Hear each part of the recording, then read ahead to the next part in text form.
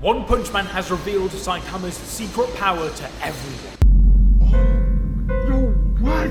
Genos spilled the beans about his fight with Garou, but that is not the only crazy reveal. For one, we learn about Blast's secret past that's been ongoing for the last 20 years. Damn! We learn God's plan and why he's watching Earth. I just can't do it. I can't take this shit no more. And 3, we learn Saitama is God's perfect avatar and his natural enemy. Chapter 173 starts off with the Hero Association complaining about how Metal Knight wasted hundreds of billions on his robots, only for them to be destroyed by some malfunction. The officials expected Before to say that this incident wasn't due to a malfunction, making it an even bigger issue for them. However, when Before watched the footage himself, it became apparent that the robots didn't just explode from an error. That is right, Dr. Before hacked the Hero Association database. No way. I'm getting hacked. But what is more shocking was that a no-name hero was able to defeat all of these robots, even at level 10. These robots were battle-tested, having defeated 2 demon-level threats simultaneously, which explains why they can easily defeat A-class heroes. But upon more research, Before understood that Saitama had been rising through the ranks very quickly, and had helped in every important incident like the Meteor, Deep Sea King invasion, Garou incident, etc, etc. Now what really caught Before's eye was the fact that Saitama had set the record for the physical test. Because of this, he has started to keep a very close eye on Saitama as he sees him as a potential threat now. He's infuriated by Saitama's actions because he's put him in a very sticky situation, as his reputation will be tarnished with whatever excuse he creates. If it was a malfunction, then he just wasted billions on funding, and if it was a person that destroyed them, that means he lied to them regarding their strength, leaving Dr. Before like this. Phoenix Man, a dragon-level threat, stated that the full extent of Before's military power is unknown, and that even the Hero Association has no idea. According to Drive Knight, Dr. Before intends to achieve world domination with his robot army, and in order to do that he has to find a way to weaken the Hero Association. It is also confirmed that he took possession of Boris's shipwreck and moved it to a secret location. He is developing new technology to increase his power even further with alien tech. But what's interesting is that he could be doing this because Dr. Before knows about God just like the other characters that discover the truth in chapter 173.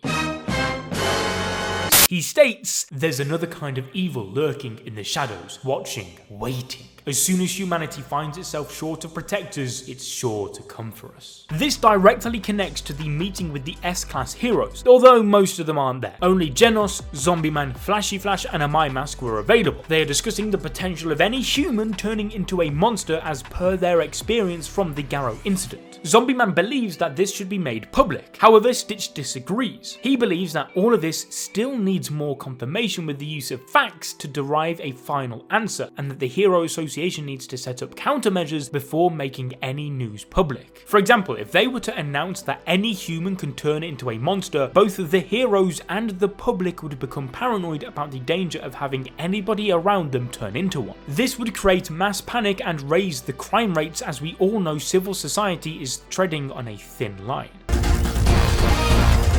They then continue their meeting, and Genos pulls out this whole ass thesis and research paper on Saitama as he will reveal his true power to everyone. It's about damn time. Zombie Man and his battle with Homeless Emperor is then addressed as they ask if he has any info to share about this very unique case of monsterization, to which Zombie Man drops an absolute bombshell. Now those of you with the notification bell on will know why our community is so damn excited, because every single theory, prediction and analysis that we made previously has come true. Messiah. Zombie Man talks about how Homeless Emperor turned into ashes at the moment he was about to spill the beans. He also mentioned that the cadre's last word was God. The S-class hero strongly believes that someone was trying to shut Homeless Emperor up. Flashy Flash then chimes in too and talks about the incident he had with Saitama in chapter 139, where some being tried to grant them power of forfeiture through the cube. That is when Zombie Man remembers that it felt like Homeless Emperor was talking to someone telepathically before he died. made. A My Mask counters them as he wonders if this god being is the same as Garou, who was actually a human esper, Psychos. Flashy Flash argues that if that was the case, then every monster in the Monster Association would have been blessed by this being. Furthermore, he states that Blast wouldn't be hiding in the shadows if this was the case. Now, almost everybody in the room was bamboozled by hearing that hero's name. Flashy Flash says that Blast sends his regards and that Flash understands that Stitch is keeping something a secret. Oh my god! Okay, it's happening! That is right, ladies and gentlemen. The entirety of the S-Class, pretty much, have now been informed about the final villain of the series. Stitch reveals that Blast has been in a battle with God for the past 20 years. Blast, his partner, and the Avenger pals have been searching for these black cubes capable of turning humans into monsters, which is when we see a young Blast with his partner, or should I say, former partner. As those that have read the webcomic will be fully aware that this is none other than the leader of the Ninja Village, a place that housed one of God's cubes. However, in that version of the story, he did in fact become a monster due to the power of the cube, which explains why we don't see him as part of Blast's Avenger squad anymore in the present day, as he got tempted and manipulated by God's cube. In the webcomic, we know that Blast visited the Ninja Village and took away the God Cube from them, so now everything makes a lot more sense, as Blast would have known their secret location due to his best friend being their leader. This also explains how Blast knew to warn Tatsumaki about not accepting help from anyone back in chapter 156, as he had already seen what can happen when he lost his best friend, which only goes to showcase the danger of this cube, as it could even coerce someone whose entire goal was to fight against it into accepting its tempting offer. All of this aligns with the deeper themes of One Punch Man being a story about the indomitable human spirit to which Saitama is the personification of. Saitama is the evolved human that is in this new era. We learn that the cubes have been passed down over time in order to act as a form of communication to God. Now, you'll be well aware by now that God has been manipulating Earth from the very dawn of time throughout One Punch Man's different eras, and if you didn't know, well, you're in luck, because we have a video that explains everything you need to know on your screen by the end. Now, in chapter 173, we learn that Blast's squad have been tracking down these cubes to analyze them. However, 2 years ago, Blast encountered God in person for the very first time whilst facing off against Elder Centipede. Back then, God himself offered his divine power to Blast, however he refused and pitted himself against this being. Now, you may be thinking,